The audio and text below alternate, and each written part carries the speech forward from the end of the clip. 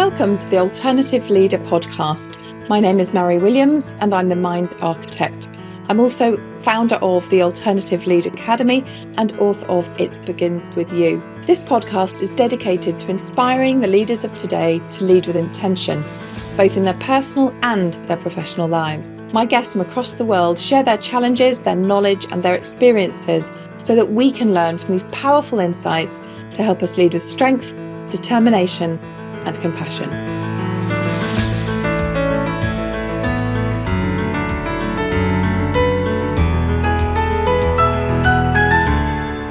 Welcome to the Alternative Leader podcast. My name is Mary Williams and I'm your host. Today's guest is Jamie Urquhart. Jamie was part of the founding team of Arm Holdings from its inception in November 1990 until November 2002. He helped deliver extraordinary revenue growth, continuous technology innovation, and built an industrial ecosystem in a business of global importance. His roles at Arm included VP of Sales and Marketing, Chief Operating Officer when the company floated on the NASDAQ and the LSE, and latterly Chief Strategy Officer. Today, 99% of all of the world's smartphones are based on Arm technology.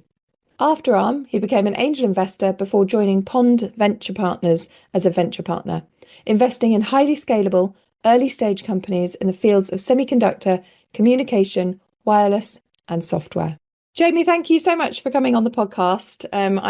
We've obviously had a couple of really interesting conversations, and I know that you're a man of many stories. So I'm really excited to share sort of your stories, but also your business understanding with my guests as well. So obviously, sort of pre-business, we're growing up in childhood. When was the first time that you really sort of understood the difference between sort of happiness and unhappiness as a child?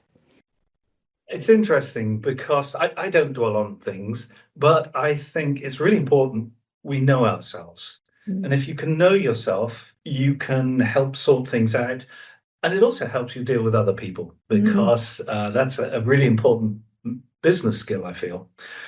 And for me, it started when I was just coming up to do my 11 plus. I'd been put up a year in my primary school. It's a very small primary school, 60 kids total. And the headmistress had decided that I couldn't take my 11 plus. I would have to wait at school a year because in her mind, I was taking away a place from someone else in that year. It's like, and that was quite important to her. And as a consequence, I stayed on. All my friends then left because they'd been the kids. I think we had 17 in that year. So an unusually large number. And they were the kids, we all went to each other's birthday parties, all that sort of thing. And suddenly they'd gone. And there were 5, I think, in the year that I then joined. And I knew them, but they were not the kids that I socialized with. And then we had a new headmaster who was a very nice chap. But he introduced open class and an open classroom. So we had 2 classrooms, and that was 1 classroom. And he didn't really know much about maths and the things that I was interested in. And we had all these kids running around making, that sounds terrible. We had a load of kids running around making noise. And for me, it's like, I used to love school. Yeah. I hate it. I mean, I would have said that probably. And the school was a couple of miles away from where I lived. I lived on the edge of a city, as it happened, a small city. And consequently, I then resorted to friends in the area who went to other schools, and which was very nice. But you spend a lot of time at school, and for you not to like school is pretty awful. It is interesting, isn't it? Because I think we're seeing a rise in a lot of kids not enjoying school and actually almost in some respects now being empowered to say, I don't want to go. And obviously that was something we never got the option to do. But I mean, looking back, it seems incredibly unfair that she made that decision when you'd already gone up a year because you were obviously much brighter. Why do you think she made that decision sort of on your behalf? I think she was thinking in terms of there are X people who go that are this age, and then Y people who go a year later. And somehow I was going to take away the place. And I have no evidence that the places that are fixed. I don't think they probably aren't. But in her mind, it was taking away a place from someone of that year. And so it was unfair to sort of move around the year group, if you like. Clearly, I remember it because I felt it was totally unfair. And we, I really liked the headmistress. She was really nice. We would, it was out in the countryside. We had flower tests. She used to have a game that we played sort of like Just a Minute, which I really enjoyed. As you probably will be able to detect over this discussion, I'm quite capable of talking about a lot of things for a long time. But so I think she's just felt that that was fair in her mind. And yeah, it does show you though, doesn't it, the importance of the people around you, which obviously we'll talk more about when we come on to sort of leadership. But being removed from all of your social network, and like you said, all of those children that you've grown up with, that you socialized with, you know, they were kind of. I know I once read a statistic that said if a parent dies when a child is between the ages of 10 and 14, it's actually less hard hitting than if a friend dies in that age group, because that, you know, our social life at that age is so critically important to us that actually it can impact us much harder. Yeah, I mean, I've just been watching Adolescence, the program about a young lad growing up, and I won't have a spoiler here just in case people haven't seen it, but it reminds me that when I was about 14, 15, I have a brother who's 18 months younger than I am. We didn't want to go on holiday in the summer. We wanted to remain and be connected to our friends and go out with them. And the worst possible thing is if you went on a holiday for 2 weeks and they went on holiday for 2 weeks, that's almost the whole school holiday gone, which it really does bring it home to you that your social group is really important. Now, my wife's was a teacher, and she will also say that there are some years that you just have a bad class and it can be dominated by kids who can effectively lead the whole lot astray. Now, some of that's probably to do with the school and such like, but the class I was in was very good. And our teacher, she was fun, but also kept discipline, if you like, in a nice way. Although I never had it happen. But she'd wrap people across the knuckles with a ruler if they were naughty, which I don't agree with. No, but very much of its time. Oh, yes. Yeah, very much of its time. You're reminding me about how my children used to say that, and I'd say, you know, should we go to France for the summer? Well, I'll have to see what my friends are doing. And like you said, actually, I remember one of them saying to me, I'd just prefer to stay at home all summer. And we had to kind of negotiate as parents, you know, to try as much as we could to say, okay, well, if you're away there, we'll try and go away at the same time so that your best friend is around for some of your holiday. Yes, because I do remember my daughter, she only had two best friends and sort of not many peripheral ones.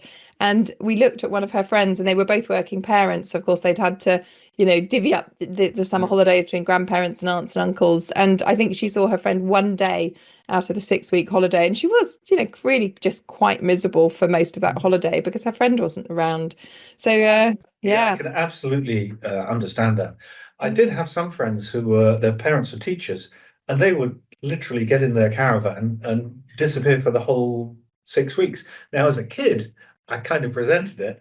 As an adult, I can imagine why they might want to just get away for 6 weeks, and they would tour Europe and and kids are quite resilient. So when you get back with your friends, you don't really talk about your holidays. You talk about what you're going to do now, or you know, what's going to happen as you move, as life gets lived.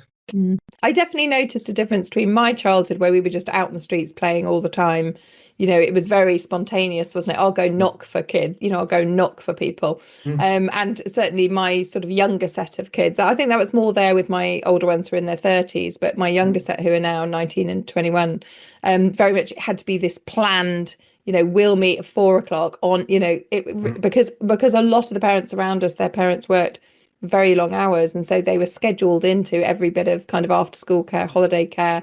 It was, you know, I found it quite sad actually, but obviously I, you know, as a parent was lucky that I didn't have to do that. But I do think it's a huge change from when we were younger, with just that spontaneity and flow of play, really, which I actually again think is important in the workplace. But just Sorry, go It on. helps, but I think that spirit of adventure, doing things. Um, I never joined the Scouts. I don't like being over controlled by other people. But we'd go away for the day. My parents wouldn't mind at all. We'd take a bit of food, we'd build a fire, we'd cook it. We'd put it out and make sure it was safe. We didn't pay much attention to things like footpaths and rights of way, but we'd go across fields and you get used to how you navigate a field of cows or a field of, well, sheep aren't so bad, but and again, it builds up a store of security in terms of what you do and why you do it. And I notice it here in Cambridgeshire, there aren't that many cows around, so you don't actually find yourself crossing fields with cows. But my children are probably less confident amongst cows and horses because they never got the chance to have to run away from the cow. I know exactly what you mean. I stayed out for a term with a friend in the country, in a village called Halton. And her mother was, very kind of outdoorsy. And I remember I probably would have been about 9. And she said, "Oh, we're going to walk through this field of bullocks." And I was like, "Really? That doesn't feel very safe." And she said, "No, it's fine. They won't hurt you if you just walk slowly." And she made us lie down in the middle of the field. And these bullocks come up and licked our faces. I just remember lying there just like, but, it did kind of say to me, okay, just, yeah, be careful, but actually don't be so fearful of animals and things like that. It's kind of like, you've got a friend who knows what they're doing and so can set an example. It's not like you're going to just drop yourself into a wasp's nest and see if they sting you or not. Yeah. But it gives you start building up this model of the world, if you like, that says, yeah, pay attention, but explore, see what is out there, which is, I think it's a great thing for kids. And some of this is we're also probably more afraid. Well, two things we're afraid of. We're more afraid of stranger danger. Now, I lived most of my life and most of my childhood life near mental hospitals, sometimes in the grounds of mental hospitals. And my brother and I would wander off with some of the mental patients who were lovely people. And in general, no one ever worried about it. And the nurses, if they'd seen us wandering off, would sort of, "I think you need to go home now." But the other thing is, and my wife and I joke about this, when we were kids, it was virtually compulsory to walk around with a sheath knife because, in the Girl Guides did it, the Scouts did it. And although I didn't join the Scouts, I did adopt some of their customs. And you just didn't dream of, it was not a weapon. It was something that was used to cut bits of tree down or whittle away at wood. It's and that's it's not necessarily. We can't look back and say, "Oh, let's go back to the good old days," because there were some bad things about them. But it is a shame, and it's something I think that's missing in kids' lives. So my son, he did join the Scouts, or the Cubs, the Beavers, the Scouts, and I used to volunteer. I couldn't volunteer on a weekly basis, but I would try and take a bit of holiday when they were going off, and I became one of the responsible adults for them, and I really enjoyed it, apart from the cold showers.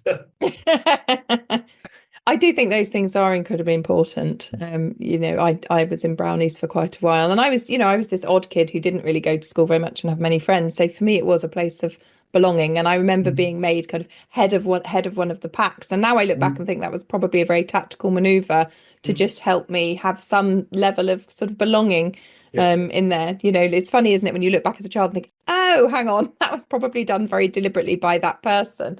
It's quite funny. My daughter went to Stagecoach at the weekend, and they had to sing and dance, and she was really quite shy. She had friends at school, but she was, and it reminded me of some of my early childhood of being quite shy. And nowadays we laugh about it because if she has to give a presentation, she knows how to turn on her game face. She knows how to look as if she's totally relaxed. Inside, she's also rehearsed. She's learned techniques for memorizing scripts, but not using a script to talk from. And So those little things that you learn as a child come back and can be really useful as you get older. And I have a philosophy, and I tell people this when I talk to PhD students or whatever. Look, I went from being an engineer to effectively running sales in a company. If I can do it, you can do it. It's a learnable. It is learnable, absolutely learnable. Just before we go into the leadership, and I really do want to get into that as well. You mentioned there wandering around, mental health hospitals and things. Can you tell us why you were there? And obviously, I know obviously what your background is there, but can you tell us a little bit more about why you were growing up in those grounds?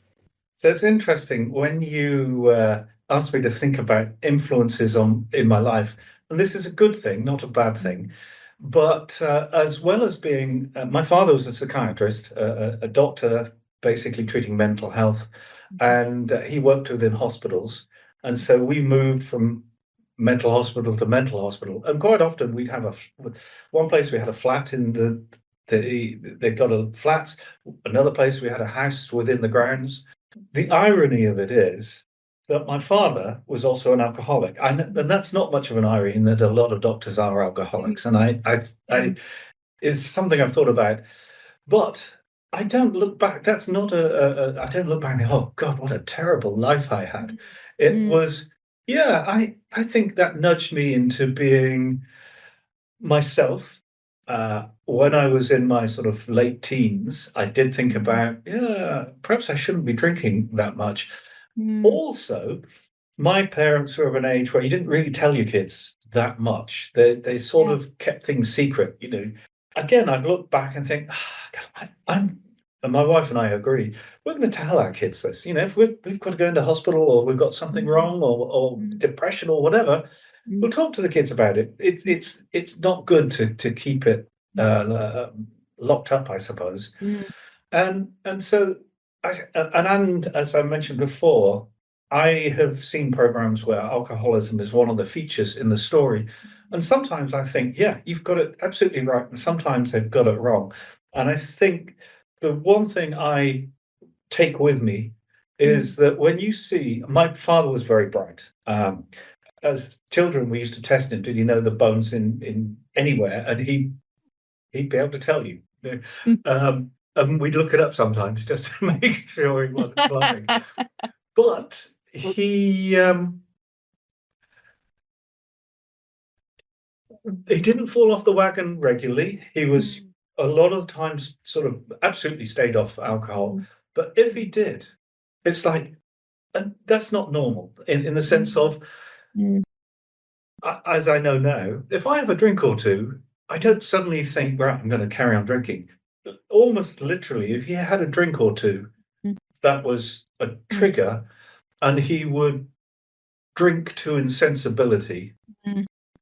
And then there would reach a point where, and my mother used to be a mental health nurse as well, which probably helped. But she and he had friends and various doctor friends, and they'd take him off to some place where a hospital where he could stay for and it was never very long. He'd sort of stay for a week, come back, and that was fine. And that sort of, I can well believe that the medical profession sticks and protects its own. But that was a good example of protecting your own and making sure that he was well. And as I say, we sometimes would have family friends who turn up, and sometimes they'd turn up a little worse for wear, and they were also then needing his help to get back.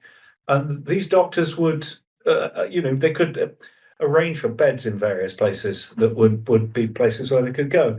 And you can't, I can't believe that if, in the main, a normal person does not do that.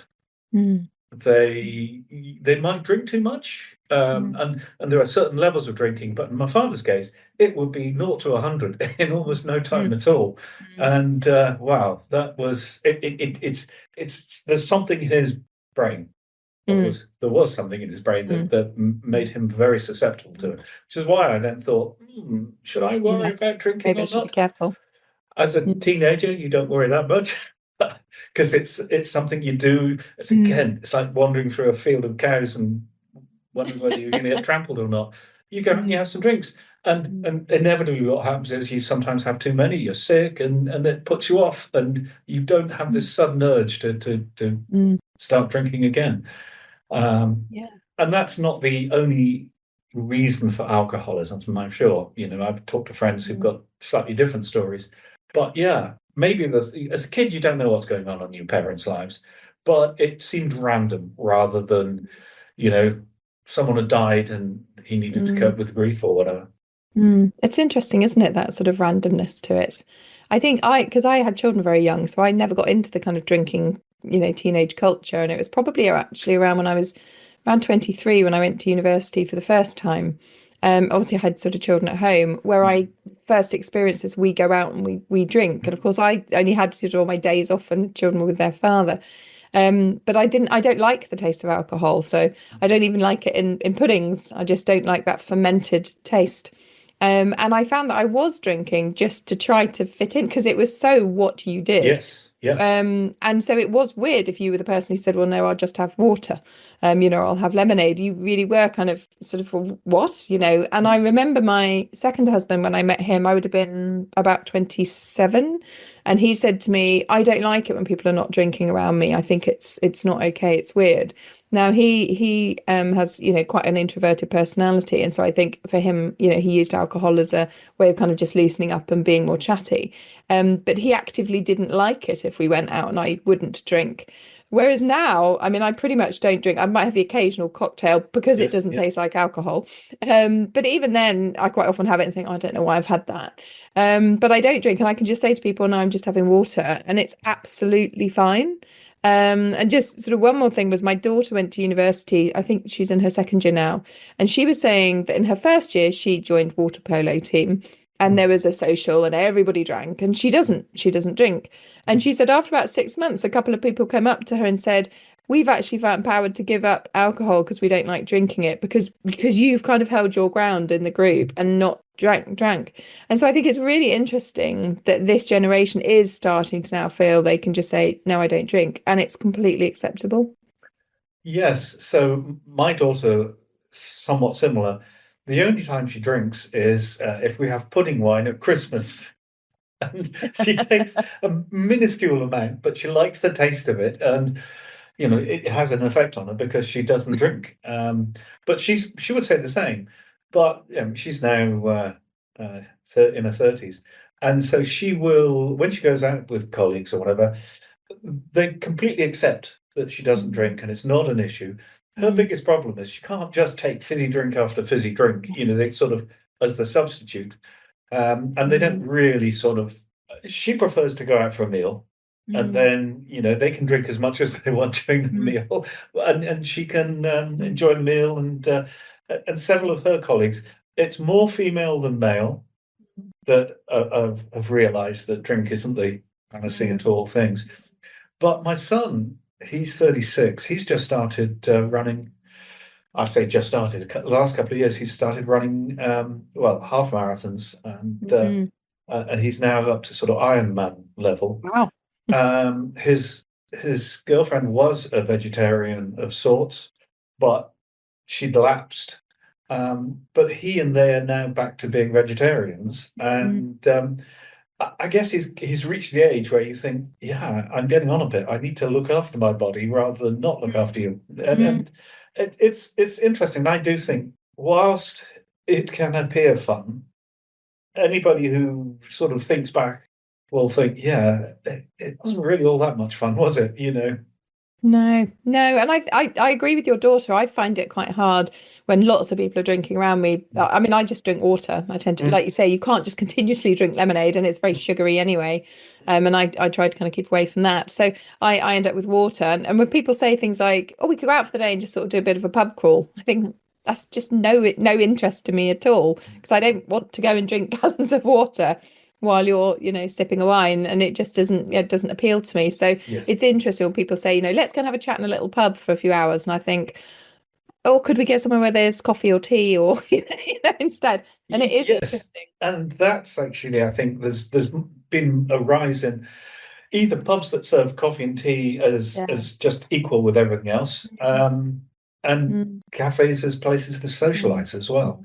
But one of the things I used to do when I was when my kids were getting to the age of I used to do it before then, but I used to make a point of saying, "I'm driving tonight, no drinks," Mm.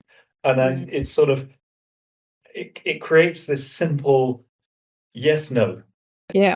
And I do drink Yeah. alcohol, although I drink way much less than I used to because Mm. my son stopped drinking it. So if he comes over, there's no point. You just don't. Yeah. We all drink soft drinks, but it is. I consciously tried to set an example, Mm. and it I think that drink driving is still seen as a socially bad thing to do, although apparently it's on the rise again. And Mm. then there's the issue of taking drugs, Mm. and as citizens, we've got a responsibility not to kill Mm. our Yes. fellow citizens. And I Mm. think that people don't. They've got not drinking when you're driving is taking responsibility for Mm. you as a member of society. Mm. Mm. I agree. Even when I did drink, I had exactly the same rule, and I've always said that to my kids. It's just a no, just don't do it. I always say to them when they learn to drive, I always said, remember, you're in a big metal killing machine. That's what a car really is. So always remember that. Mm. Always just take the extra gap at the road, or just wait if you're not sure, because that's what you are, in a big metal killing machine. And they always kind of go, "Mum, nervous enough already," and I'm like, "Well, you should be a bit nervous, in the beginning." Yes, yeah. My son wasn't very nervous even at the beginning, but my daughter was not so much nervous, but more careful. Mm. But she'd been driving for 10 Mm. years or something, and Mm. where we live, there was a 50-mile speed limit, and there was a car behind. It was night, and he just stormed past her. I don't know, 90 miles an hour or something, Mm. and gesticulating because he was so cross that she was sticking to the limit. Mm. About a mile down the road, uh, police car lit up his lights, went past her, and she then saw him in a lay-by, being questioned by the police for his speeding. And she felt, yes, there's doesn't happen very often, but karma. Bit of a karma there. So obviously it's interesting because I, interview quite a lot of people on both this podcast and my other podcast, and quite a few actually have an alcoholic parent. It's something I hear a lot in my clients as well. You are the first person who said that you don't think it really affected you as a child. Can I just ask sort of why you think it didn't? And is there any way you think it did? Is there anything that came from it that you think you have taken from it? I, I think, well, one reason is my mother. Mm. She was uh, quite a strong personality. They met when my father decided to move into mental health, and Mm. he'd just done a consultation with a patient and was sort of saying something or other. And my mother turned around and said, "There's only one mental health professional in this room, and that's me. This is what you're going to have to do." And as kids, we love this. Yes, Mm. sometimes even really bright people need telling. And so she was quite good at telling. And I'm sure it was very stressful for her when it happened. So I think my mother's set a good example. But also, as kids, it's not that we were looking for alternatives or trying to sort of hide from it, but we Mm. had a much more freedom in terms of when we went out. On a Saturday, we could go out all day and Mm. no one worried about us. And as long as we turned up at a reasonable time, we Mm. didn't have mobile phones or anything. We had to be taught how to use phone boxes. But there was a lot more, there was less anxiety Mhm. about children growing up from the parents. And then the children had less anxiety. And so something I've learned, I can make myself happy. I'm not deliriously happy, but you wake up in the morning and you think, oh my God, I've got an exam, or oh God, I've got to go to the dentist. Oh, and you feel down. And Mm. I do it. I do it now if I need to. But no, yeah, but actually we're going to have that lesson afterwards, or we're going to do this, or Mm. something that we've got a birthday party coming up. Mm. And you sort of you tip the balance Yeah. from feeling unhappy to yeah. And again, with age, you realize that all things pass, even humans. Sorry, that was a bad joke. But all things pass. True. And it's good. I think the other thing I'm not sure, cause and effect, but I do think that my brother and I, when we're getting a bit older, we buy our motorbikes and do them up and sell them. My father was absolutely mechanically unsound. He couldn't do anything really, except be a doctor. And you realise that he knows a lot, and he was very good at what he did. We'd walk in the town, and then patients of his would come up and say, "Oh, doctor, I just want to thank you, blah blah blah." But having seen the bad side of someone, and I don't mean he was evil, but having seen the difficult side of someone, you can also then realise that we're all different. I didn't suddenly have a drinking problem. We've talked about it with my kids as well, so that they knew that it might be in the genes. And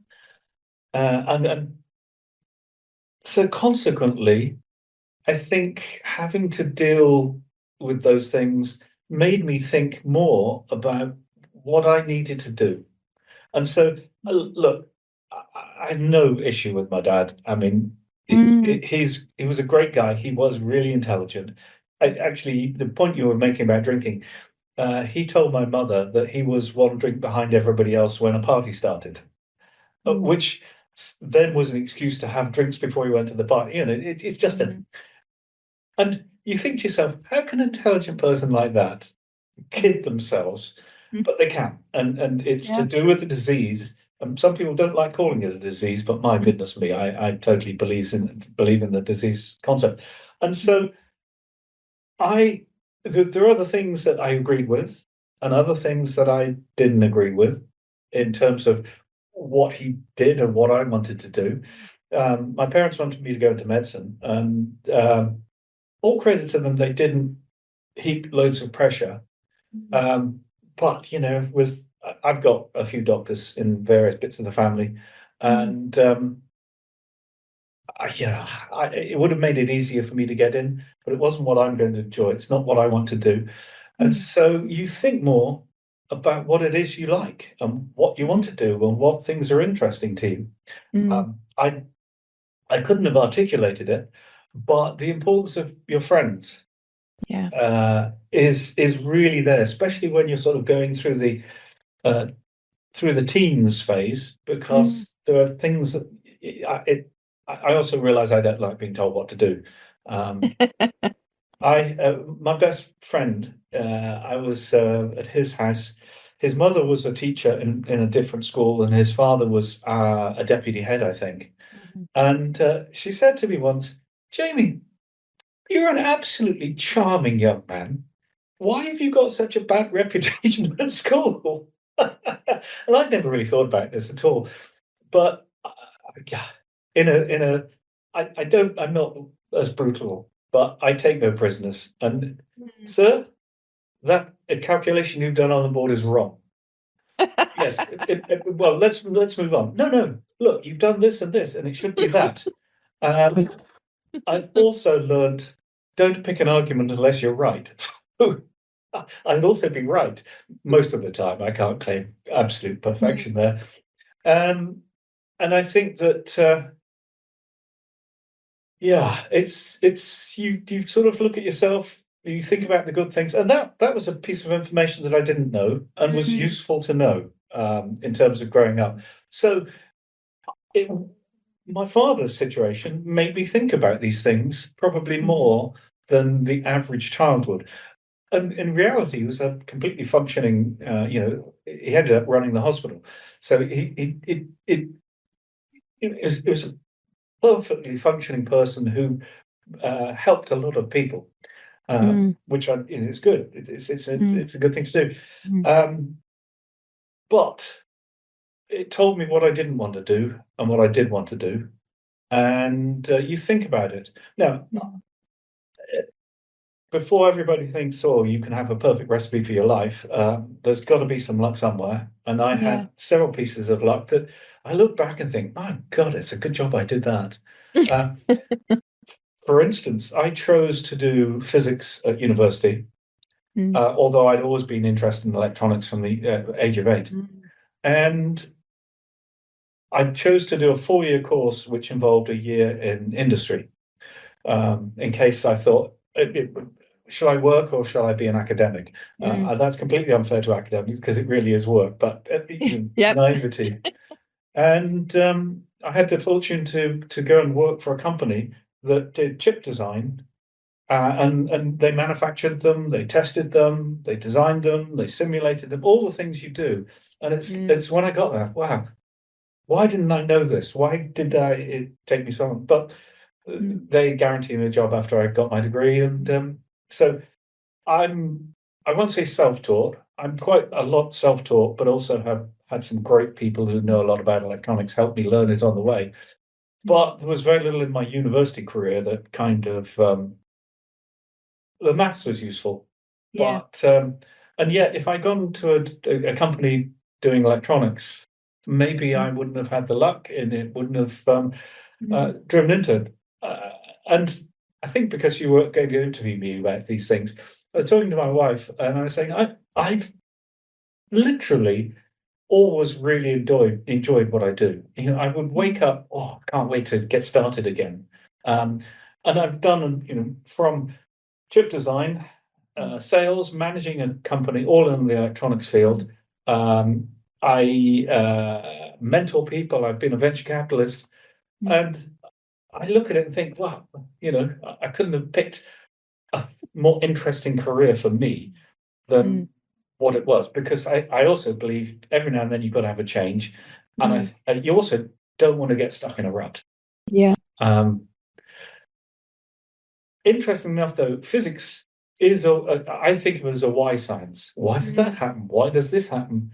And I do that a lot. I can be watching a television program.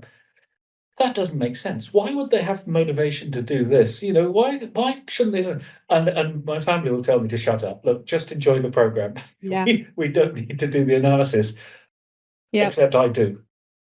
It's really funny that you say that, and I do want to come onto your career, but I guess the two things that I hear is that right from an incredibly young age, you were incredibly interested, as you said, in electronics. You had an inquiring brain, a problem-solving brain. You just have that brain that can kind of see something almost laid out in front of you and just sort of connect the dots. That's sort of, for me, that's how it is working with a client. That's kind of my passion and happy place. But when you say bad TV, my kids would absolutely agree with you. I'm the person who'll sit down and go, oh, well, they wouldn't have included that bit of information if it's not important. Therefore, it must mean that this person is this. But and literally, because we watch, my kids and I, we really like Death in Paradise. Just nice, easy. Yeah. And I'll be the one that goes, oh, okay, that's this, and they'll just go, 5 minutes in, Mum, 5 minutes in, and you just solved it. And it's so obvious to me.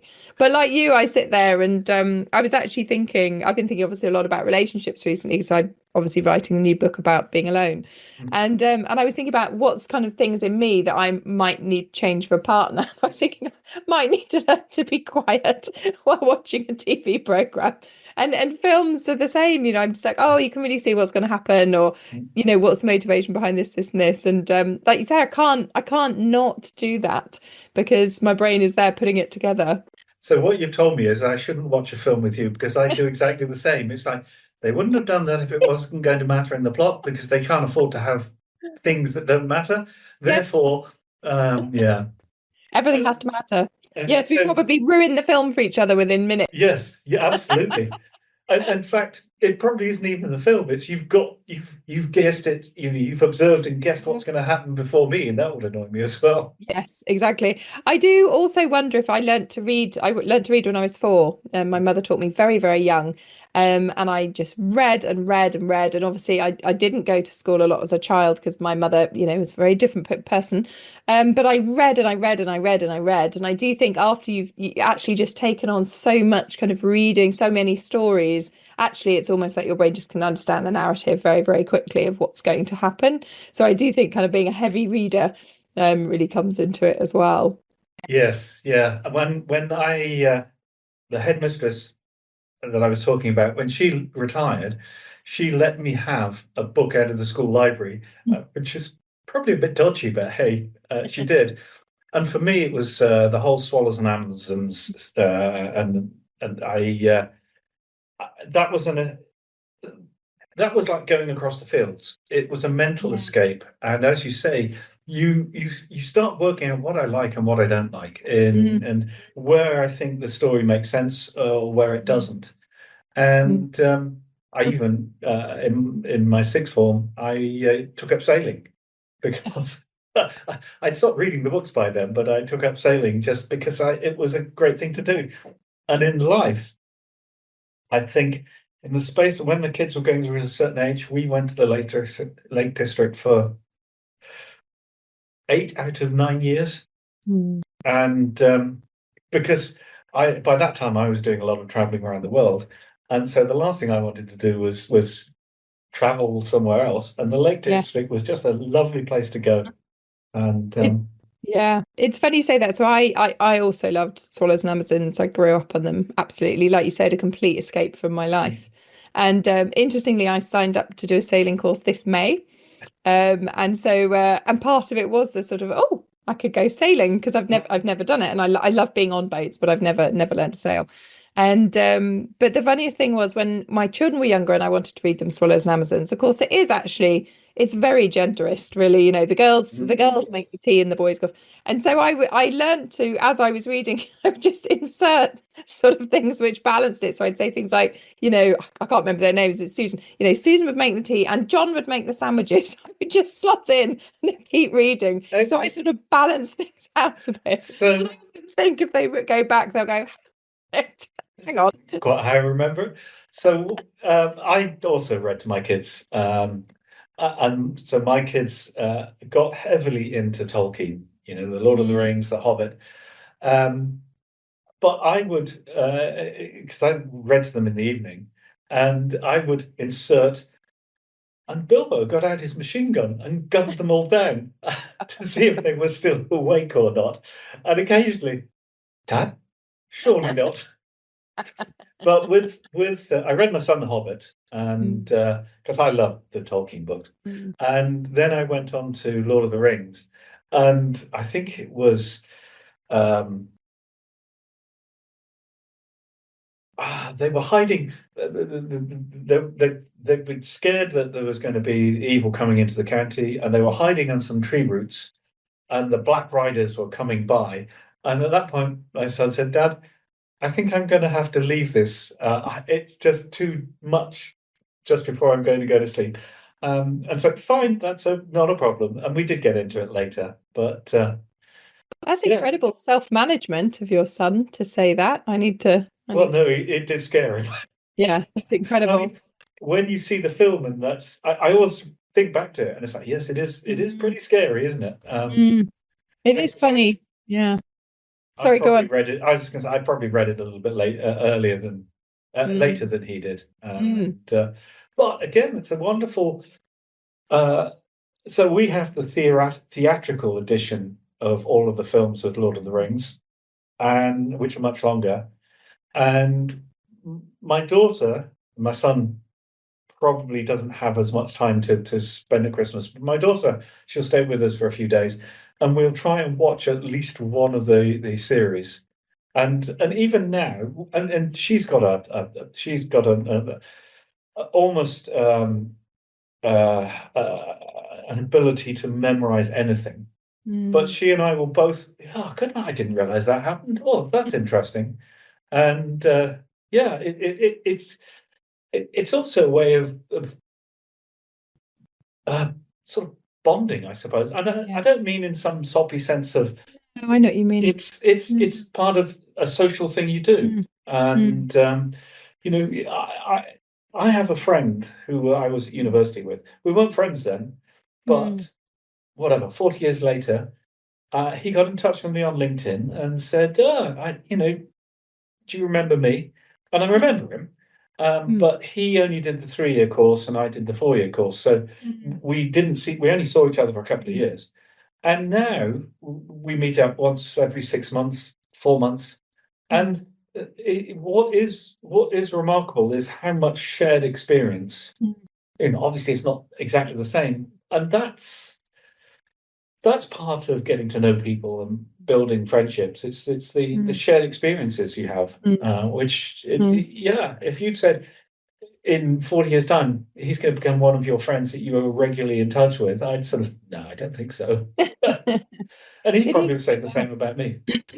It is funny, isn't it? These sort of bonds that we make, and I feel like I'm going to have to talk about work and leadership, because I know people, and I really want you to give your your extreme knowledge on this. So let's move into it. So you set up ARM, which 99% of the world's smartphones are based on ARM technology. So talking about kind of community and friendship and leadership, how did you get into that, and how did it feel starting something? Did you know it was going to be as big as it was at the time? So Acorn was, I worked for Acorn. I was the VLSI design manager, and I joined in order to work on the ARM processor, which is, and we had a relatively small team, but it was about the time that the microprocessors or computers were becoming interesting. I bought one of the early BBC Beam microcomputers. The trouble is, there'd been this sort of interest in home computing, but then I think a lot of people, well, what use are these? And so that interest dropped off. There'd also been the BBC had got a program about computing that was sponsored by the government. I think there's a lesson there that could be reused nowadays, but it got a lot of people. It got more people interested. So I'm working at Acorn. Acorn twice had to go through layoffs because of what I perceive as mistakes they made. We could see that they were starting to change direction. They're probably just going to get rid of us. And so, we developed it. Can we take it on and make it successful? And B, we need a job. We'll need a job. It's sort of, and I was involved in some of the writing of this business plan. There were a couple of other people involved. The technical director at Acorn and Mike Muller, who went on to be the CTO in the company. And we didn't really know what we were doing. Nowadays you can get a lot more help in terms of how you build companies and the things you should do. So it's pretty naive. And we ended up being turned down a lot, getting despondent. Steve Ferber, who was one of the guys who invented the whole idea of what ARM is, he went on to become professor of computing at Manchester because he just needed to. It wasn't going to go anywhere. And then Apple came along, and they needed a processor like ARM that was very low power but good performance. And we'd have done virtually anything to get them to give us money. And so they agreed they would invest $2.25 million in the company.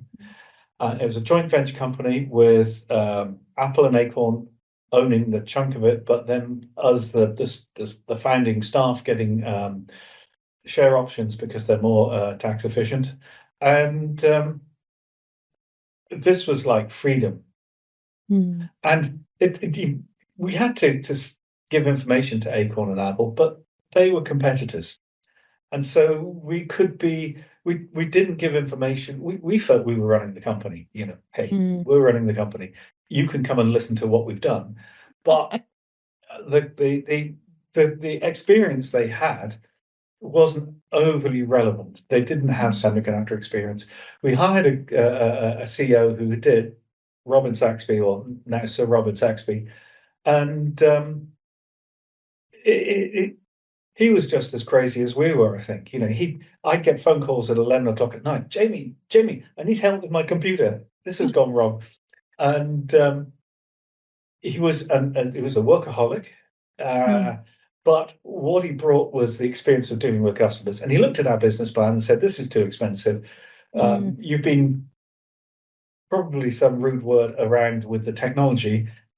for the last 8 years. What was it? 1983. We start at the end of 83. We started. We formed the company in 1990. 7 years. So we've got to go out and get some customers and see if it's actually worth anything, and we can make it happen. And so everybody else was technical. One of the first things I did was I went on a spin course, and this is not cycling, although I like cycling. This was a sales methodology that involves focusing on what the problems your customer has and trying to fix problems. And problems are much easier to sell than nice to have. Or, as a friend of mine, do you want the antibiotics or the vitamins? Yes. You know, Yes, I know that one. Yeah. It's true. So we thought an awful lot. My wife used to ask me, how on earth can I spend so much time at work? What am I doing? Well, some of it was down the pub where I live. They had a curry restaurant, but there was just a lot of enthusiasm, passion, and steering towards being a much more, understanding the strategy of what we need to do, understanding the customers of what we need to do. For me, what is it to be a salesperson? I kind of looked down on salespeople up until that point, and we'd all worked with each other apart from Robin for a few years. In fact, some of the team came from Plessy, which is where I worked before Acorn, and then joined me at Acorn, and then so there was a lot of inherent. When I say trust, sometimes trust is because you know people's strengths and weaknesses, not just their strengths. And we set a goal of becoming very profitable as soon as possible, because we didn't have much any more than the $2.25 million going in, and it worked. We were in the right place at the right time.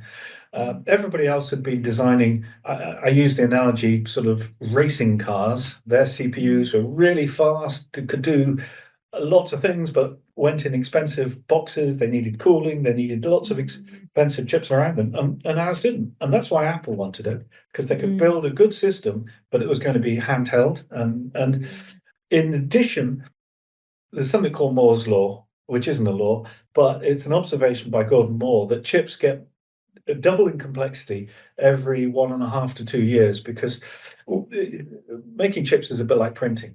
You end up being able to print smaller and smaller and smaller letters, or transistors as they actually are, and you can get a huge increase in complexity over what is a relatively short period of time.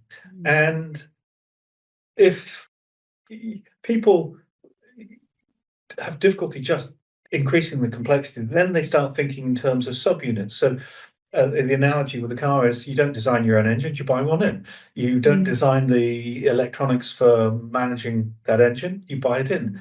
And that's what happened in silicon chips. The current trend is going to be AI designs your circuitry. AI will write your code. I still believe you need people. It'll enhance the productivity and the ingenuity of people, not make it worse. But it is we popped up at the right time. We got that, and what we did do is we did things like market segment analysis. What are the markets we think we can go into? What do we have to do in order to get some money pretty short term? And how do we explain why we're different? And it was basically, I got paid to do an MBA in actually learning how to run a business and make it happen. One of the things that we'd always believed in is the people are the important thing, and that's still something that I believe in. When I was doing venture capital investment, that people are really important. And I think we demonstrated. Well, it was. I sometimes wonder, would I have invested in me in a company thinking he's a chip designer? Why is he running sales? And I have to say, sometimes think I'd probably have said no. But people learn, and motivation is I think it's more important than the actual skills you have at the time. I've had to transcend them twice. Once when I became a chip designer, even though I didn't do an electronics degree, when I then became a salesperson, even though I had done no sales. And as we proceeded, still very intense, still talking a lot about where we want to take the business.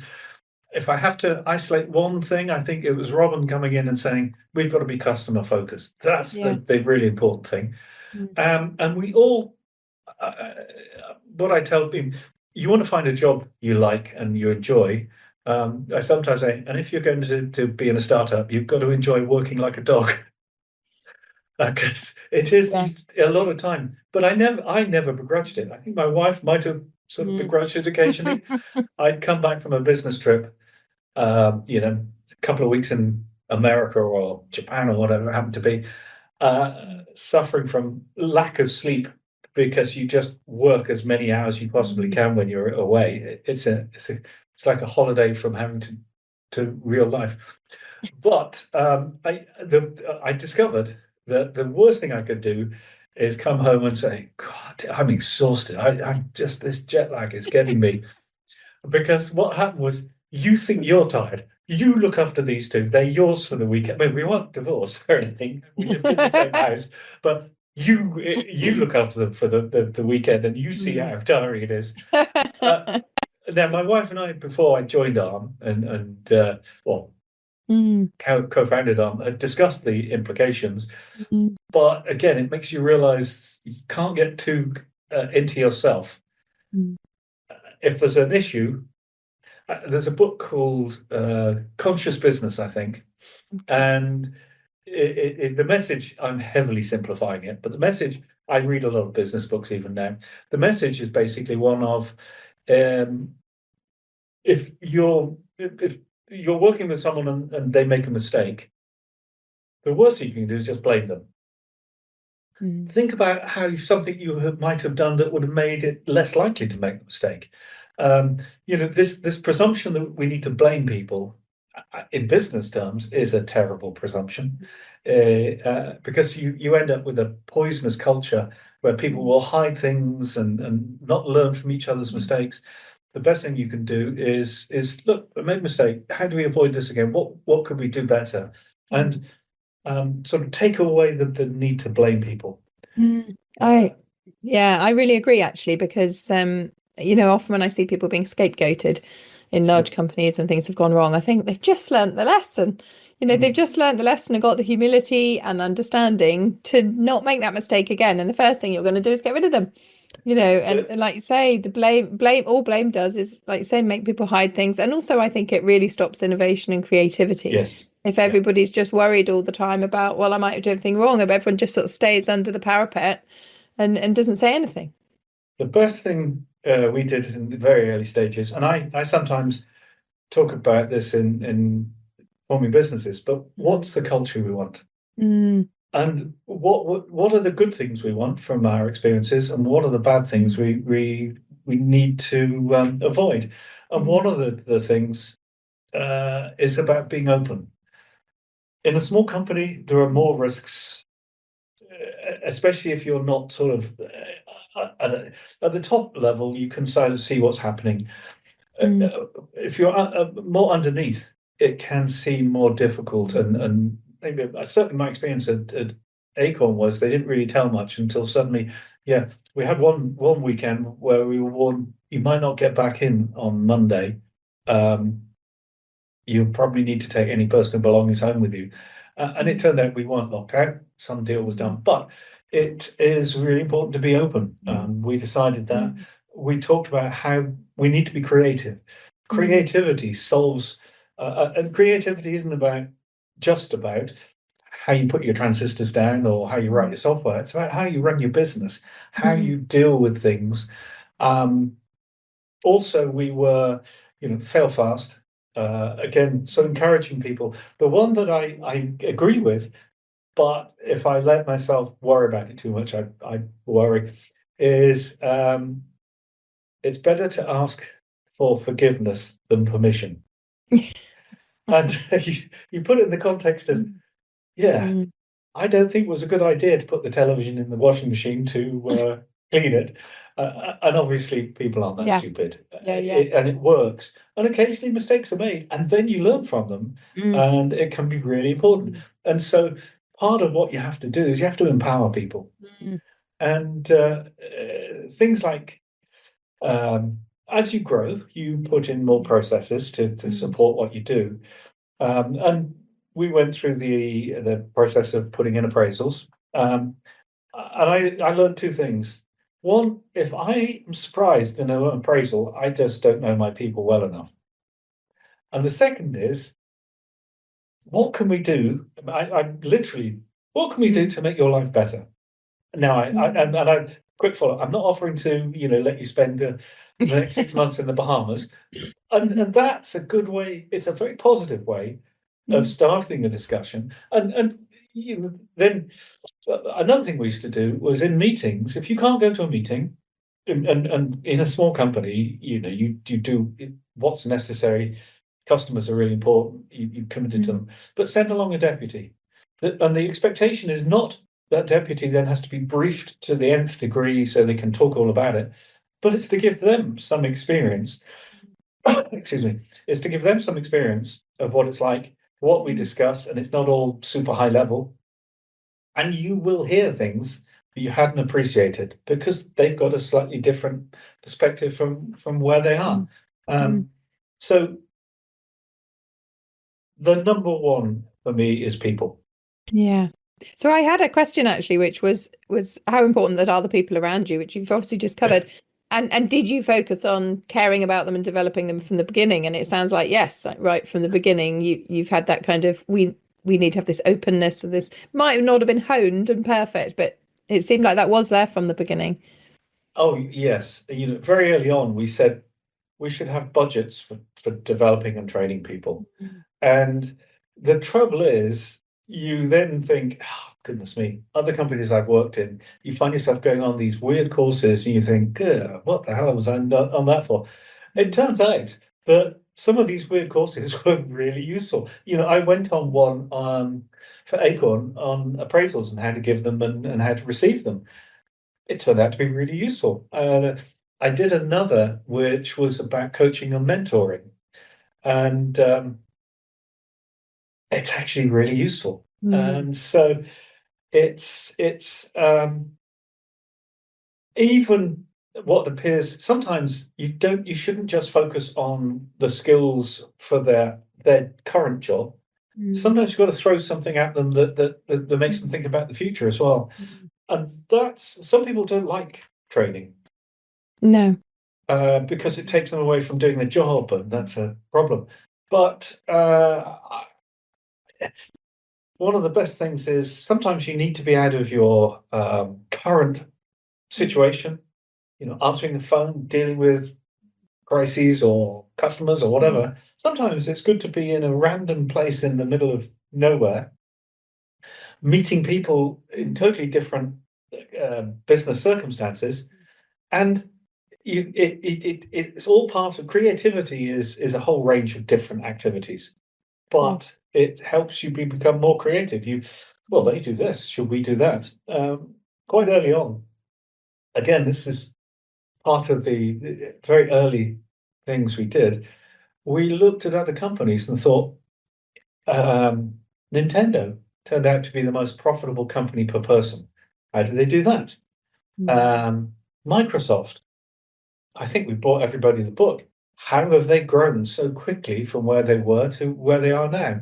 And these are not, it's not like you're buying a blueprint, but you're buying an inspiration to think about things differently and how they should be. And maybe it's some of that. And I think this is true of quite a few of my colleagues. They don't like being told what to do either. But as people, we got along very well, and we did listen and we did spark ideas. And that's something else I really believe in. A group of good people will invent, will be creative. And it's, as we said to people, this is not just the technology, it's other things as well. And then we would always hold, especially after going away on and seeing customers in the early days, the Americans call it a town hall meeting. We didn't, because we weren't American in those days, but it was a town hall meeting, and people could then just ask what we were doing. And we said, look, well, this is the situation. We seem to be having a bit of struggle here. If anybody's got any ideas, we would like to hear from them. And again, it's you're empowering people. Oh no, you're not discouraging people from wanting to suggest things and wanting to help. You're involving them. And in many ways, when you're a startup, it's a bit like a family. You can have dysfunctionalities, but you're all there doing the same thing. And in the days before computers were we had computers obviously, but I was going on a business trip to Japan and I needed a whole load of data sheets, data books copied so that I could take. I don't know why, but the company we were going to see needed 100 or something, and people would stay behind, and we didn't pay overtime. And they'd be happy to contribute and felt that they were part of the team, and that to me is really important. And I would say, looking back, if it was sort of measurable, I would imagine that level of kind of culture and people empowerment and kindness and understanding and all of that is probably a massive part of why the company was as successful as it was. One of the questions I have for you actually is listening to you talk about your career. It was really uncertain a lot of the time, and I know I get a lot of clients who say, but how do you manage with the uncertainty of running your own business? I mean, how have you managed with that throughout your career? So one of the things I learned as a chip designer is try to give yourself options as you move forward. You'll never have 100% knowledge about what you're doing and how you're going to get to the end. There are always going to be issues. And so I got a reputation for getting my chips out on time at Acorn. Why? Well, we as a team would plan what we're going to do.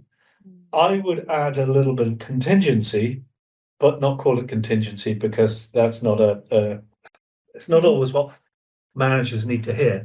And we would literally, it was on a piece of square paper,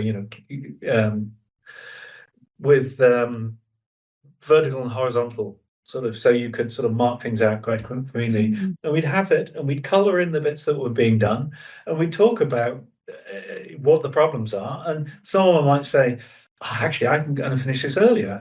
In that case, you could start this bit earlier. Or they might say, I'm having a bit of a challenge here. Can anybody give me help me on this one?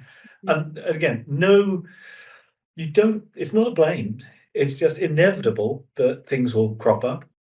And what you also, I believe, is if it fails, we all fail. There's no, it was your problem. Having said that, the first bug that was discovered in an ARM processor was mine. I'm not proud of it, but I freely admit it because, you've got to, if you're going to tell people they need to do these things, you've got to do it yourself. And it's true, I didn't make that up as a story. But that started me thinking about it's having options as you move forward. So monitoring things and having options.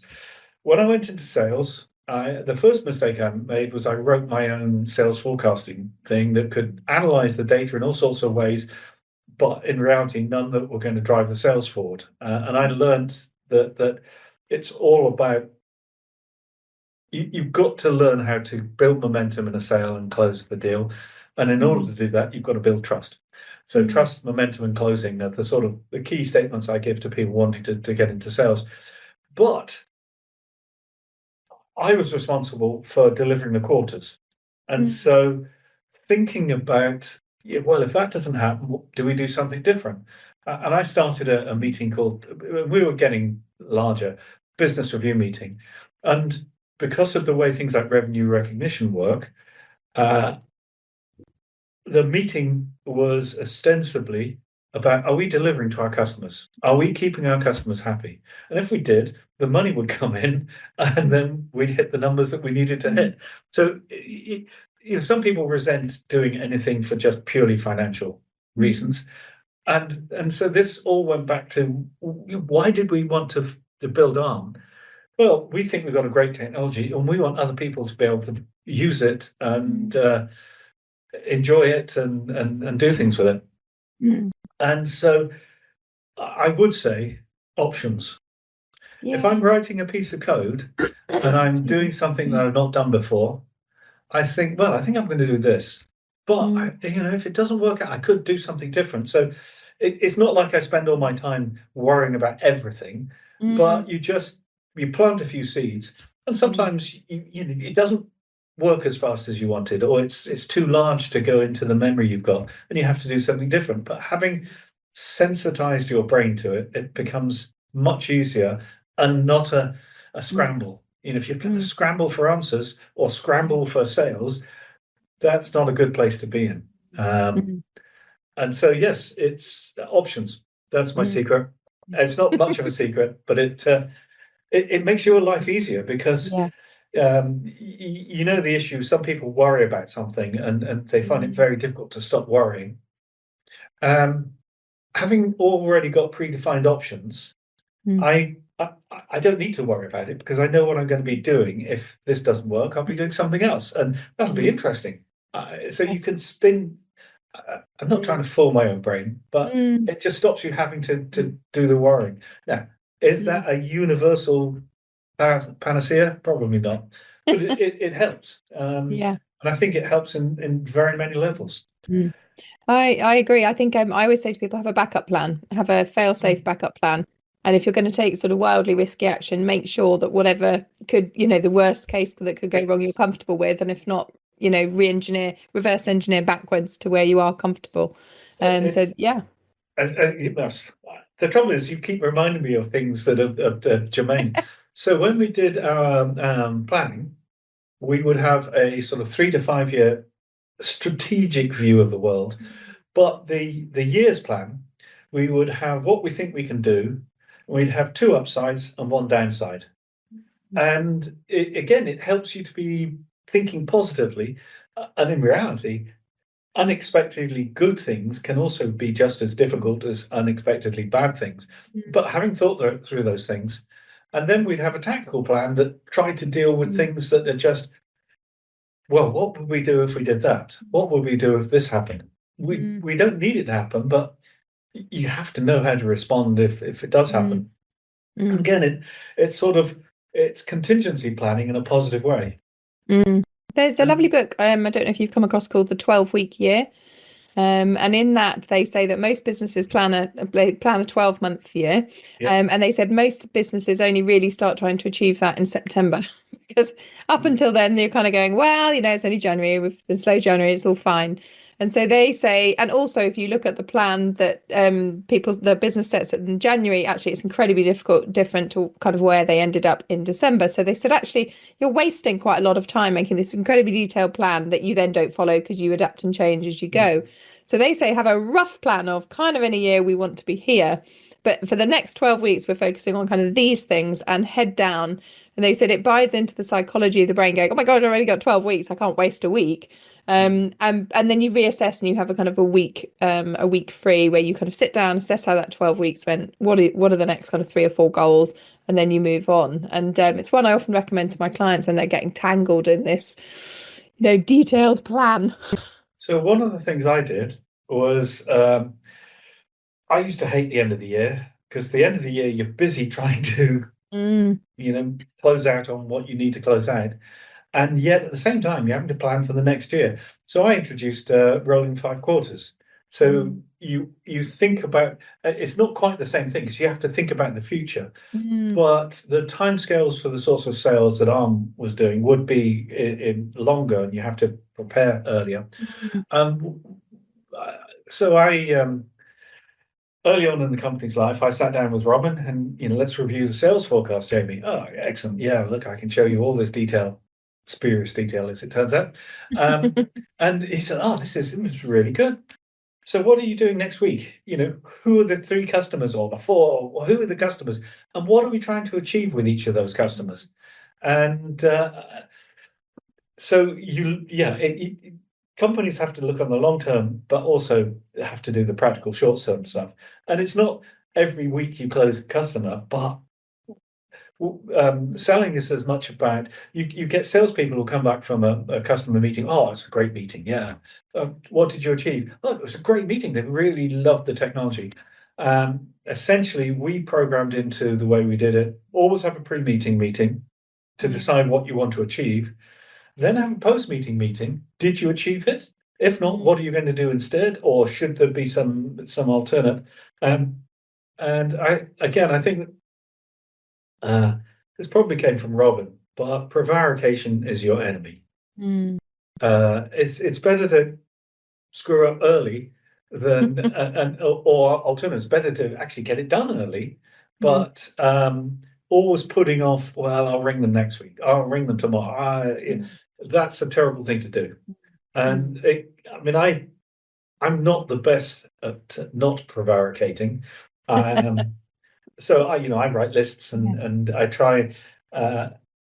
My daughter and I were talking about this, and I was sort of saying, I try and sort of have a mental list when I'm getting into work of what I'm going to do, and then I write it down. And she said, I do that. And I always put the first job as something that I'm going to enjoy. So it starts the day well. And I thought, actually, I probably did that sort of thing as well. And we're all different, and we all have to have our own methods of working through these things. But there's a concept in computing where a computer will do lots of jobs apparently at the same time. It doesn't. It does a job, then it moves on to the next job, and in doing so, it has to keep renewing the context of the job it's doing.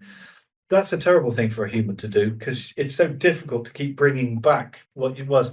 And again, it must have been on one of the courses I went on about time management. Decide what you're going to do it, then move on to the next one and do it, then move on to the next one and do it. Now, in a sales context, that's not always quite so easy, but still, you can chop up things into. If you're going to see 4 customers in a day, you can't tell one, no, I'm not going to see you until I've finished absolutely getting a sale here. But being able to give yourself good steps that you achieve is also a good way of helping you go home happy. Done quite a lot here. And it's also a way to make your colleagues feel better because things get done. I think that's absolutely fascinating. I've actually got so many questions here, but I know that we do need to sort of draw to a close. So the question I'm going to sort of choose to ask actually is, you've had this amazing career, and you've just, like you said, you've been an angel investor, and you've done all of the work at Arms and gone into sales, and you've just kind of been here, there, and everywhere really in your career. If there was something that now, looking back over it, that you wish you'd known right at the beginning, what would it be? Man, this is going to be weird. When I was younger, I sometimes used to think, I have no idea, and this was like primary school-ish level. What if I can't succeed at a job? I'll become a robber, because you get bed and board, and it's like that. When I talk about options, they can be weird options. Now that it never got anywhere close I love to that. But it's the sort of slightly too logical brain that I had. It's a bit like what you tell your older self. The simple answer is, don't sweat it. Just be yourself, and it will all come to pass. I love that. And that's really lovely. I know the trouble is, if I think about this from a sort of probability and statistics point of view, just because that's worked for me there might be loads of people for whom that doesn't work. But generally, when I observe these things, it's the people who sweat the hardest, get too angst driven. That's not a healthy thing to do. And as we've been talking about earlier, I think one of the problems that school children have is we heap them with anxiety. And as I mentioned, my wife being a teacher, all the SATs they do, ostensibly this is not about measuring the kids to decide what the kids do. But if you're a child and all the teachers are really getting quite stressed, and I think to myself, why are we causing valuable members of our community such stress? And why can't we recognize that it's also going to stress the kids out? And stressed animals are not productive. They're not, it's not a good position to be in. And yet we seem to think it's perfectly reasonable with our kids. And I guess, so all I was Sorry, no, go on. I guess that I tell my kids, I grew up when education was free. House prices, I bought one and then it went up in price. It was a much, I could get an appointment with the doctors. There were a lot of things that worked out for us that suddenly it's no longer quite as easy to there's more to be worried about. But I think, so Bhutan, they have the country strategy is to have a happy people. I'd quite like the UK to be a happier, more productive, not productive in more sociable and more forgiving and more recognizing that we all have strengths and weaknesses, much less of a combative. Look at the way politicians seem to spend so much time arguing against each other rather than building, which I think they could do. And so, yeah, I guess that's what I tell myself. It's really interesting. Last year, and in fact, I think the anniversary was yesterday. I think it was World Happiness Day or something yesterday. And last year I went to the World Happiness Conference, which sounds very sort of pink and fluffy, but was actually incredibly scientific and data ridden. And they were saying that as a company, if you put the happiness and purpose of your employees as your number one aim, then your product, you make 9 times more profit than companies that don't. So all of these companies that say, we've got to make profit, actually the best way to do that is to invest in your people. And I know that that's the report. I think it comes out of Oxford Uni, but kind of don't quote me on that. I know that was being sent to the government last year to say, please, can we start putting happiness as the centre of actually what you're trying to achieve, as leaders here. David Cameron did. But I'm not sure what happened, whether he just measured it and it was depressing, so they ignored it. But you remind me again, we had cultural statements at ARM, hard work and fun. So very late in life, I started skiing. I'd be on a business trip in America. Oh, we're going skiing, one day at the weekend. And not to think, oh God, should I be doing this? Actually, it's good for bonding, it's good for physical exercise, it's good for mental health.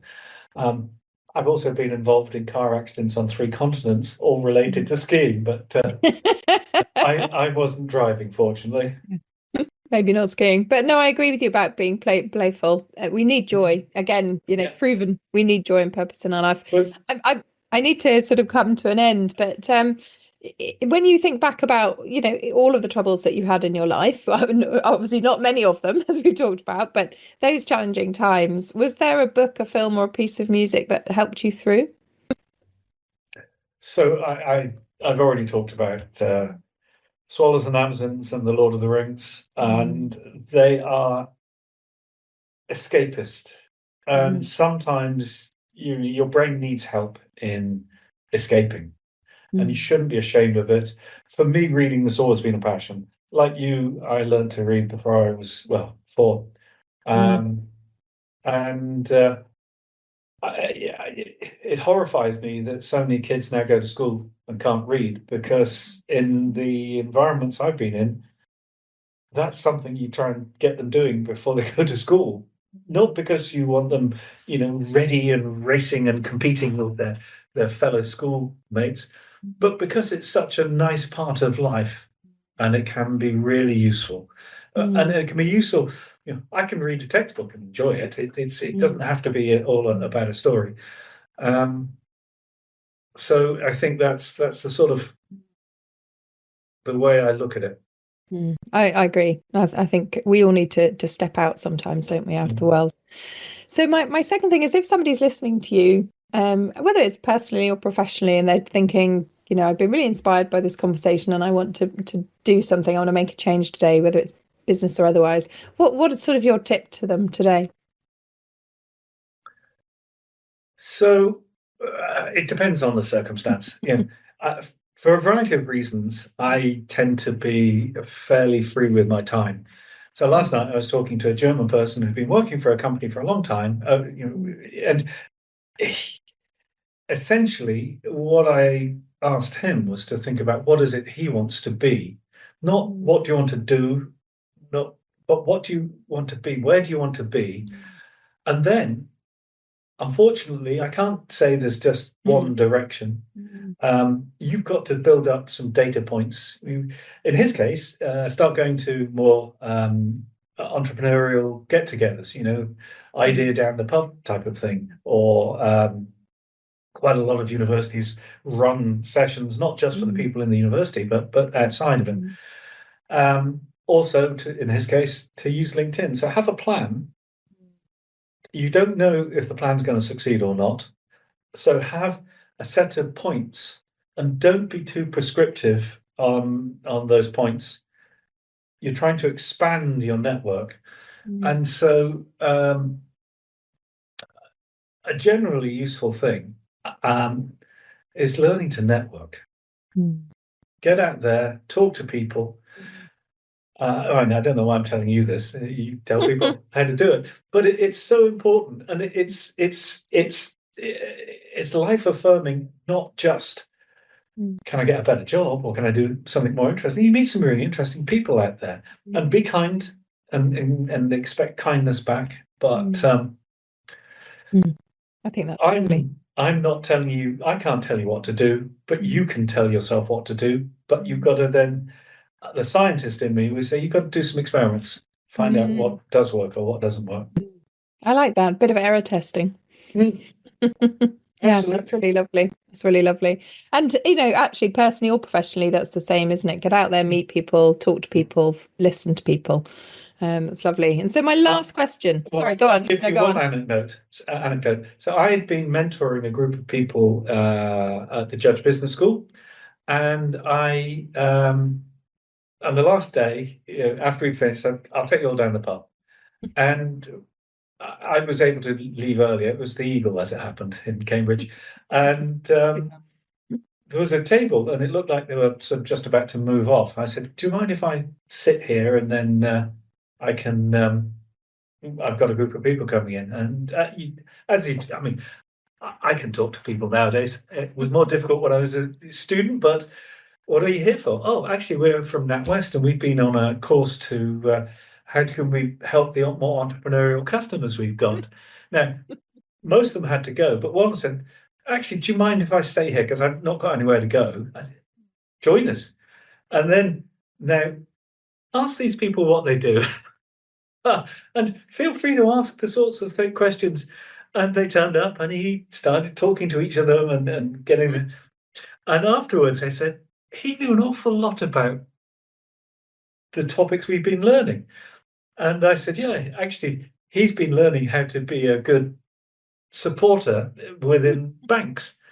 And they were convinced, therefore, I'd set them up. But it wasn't. It was completely just, by chance.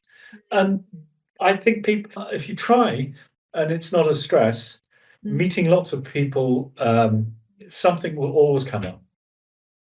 It's reminding me actually of how we met, because I remember that we were talking sort of, I think it was a judge event, wasn't it? And I didn't know who you were. And so we were just having a really interesting conversation, and I think you gave me your card, and then I just messaged you and said, oh, do you want to come for lunch? Let's have a nice chat. And afterwards I just mentioned, obviously by then I knew obviously who you were with relation to ARM, but we didn't even talk business, I think, did we? Just talked about our families and things. And I remember afterwards saying to a couple of people, oh yes, I was just having lunch with Jamie Urquhart, and they went, how did you get that? And I just went, what do you mean, how did I get that? They said, oh, he's really big and he's really amazing. And I said, well, I didn't know that when I first met him, but also I just asked him if he wanted to come have lunch and a chat. What did you talk about? What did he tell you about business? Well, we talked about our families. And they were just amazed. And that's both you and I. Yeah, be interesting to have a chat. And if you go into your preconceptions are too fixed, then that's not the way you get to know people. That's not the way you learn about things. And people, almost all people are interesting. Yeah. They are. That's what I believe, 100%, that we learn something from everybody that we talk to. But yes, so Jamie, final question. I hesitate to ask this question at the moment, to be honest. But if you were standing in front of the world leaders today, what would you say to them? God, they're there to focus on people's happiness. They need to work together. As a team, they're going to achieve way more than debating points of principle or points of politics. And a good team has a mix of people. So splitting off the Liberals or the Lib Dems, the Labour Party, the Conservatives, I'd almost forgotten them. They've dropped out so much. But really, all we think, and definitely kids feel, is if they did at school in the dining hall what you guys do, or you in the House of Commons, you'd all be told off. And which is why I mentioned Bhutan. I think that we should focus more on happiness, because that's more important. At the end of the day, would you rather have £1 million and be unhappy, or happy and not have £1 million? And you might get people hesitate. Yeah, but you'd be happy with £1 million. No, I know millionaires or multimillionaires who are not happy. It's not that brings you happiness. Having worries about money is a different problem. But that's my. We need to be happier, less anxiety. Kids would be freer. And they're already talking about giving kids fewer exams when they do their GCSEs, because it's taken them only many, many years to realize anxiety is not a really useful thing in anybody's life. No, exactly. You're reminding me of, I was once talking to a psychologist who'd done a lot of training, was well known in her field, and it became basically much more spiritual, and she went to train as a shaman in Peru with sort of, mud huts and, right back in the back of beyond. And one day one of them turned around to her and said, "Oh, I really pity you in the West." And she went, "What?" And he said, "Yeah, I really pity you. You've just lost connection with the earth and with each other and the planet and the sky and what it's all about." And she said it just knocked her view, because she said there was I thinking, we come from the West, we've got all the houses and schools and, got this thing. And actually in this mud hut with this tiny community where they spent all day together, supported each other, grew together, etc. She said actually they felt richer than we did. And she said it just kind of grounded her straight away. And I've always remembered that, because I think that's so true, that we've just lost sight of each other and the planet. So on my father's side, my great-grandparents lived on a small croft on an island off the west coast of Scotland. And I've thought, someone once asked me, well, if you didn't do this, what would you do? I wouldn't mind being a postman on an island. And I thought, what? Well, it's a small community. I can cycle all around and do my deliveries. You get to meet people.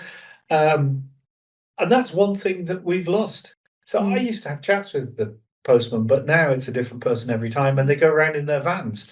And is that the be all and end all of terrible business? No. Sometimes you have to improve productivity, but we're slowly dissolving the glue that holds societies together. And so now we see people die and they've been left in their room, it might be 10 days a week, longer. And we say, oh, isn't that terrible? And yet no one really thinks about the root causes. No, you would have noticed the milk piling up and things like that. Yeah, it's interesting. Jamie, we know we could talk for hours and hours. Yes. But thank you so much. I've really enjoyed the conversation. I know there's lots here that people will learn from, and I thank you for lots of your time that you've given me. Thank you so much, Jamie. Not at all. Thank you. Hi, I'm Mary Williams, as you know, and thank you so much for listening to the Alternative Leader podcast. I search for guests to bring you lessons and learnings that can help move you forward in your life, help you achieve the success that you want to, in whatever way that shows up for you, to help you lead powerfully, whether that's in your own life, as your parenting, your personal, or your professional, and make you the best that you can be. If you've enjoyed the show, please rate and review it, and please share it with as many people as you think also want to move forward and gain success in their lives. If you want to find out more about me, go over to my website, which is www.mari-williams.com. That's www.mari, which is MARI-williams.com, and you'll find links to all of my social media profiles there. There's also a Facebook community that you can join, and again, all the links will be on the website too. I hope you have an absolutely fantastic day, and thank you so much for listening.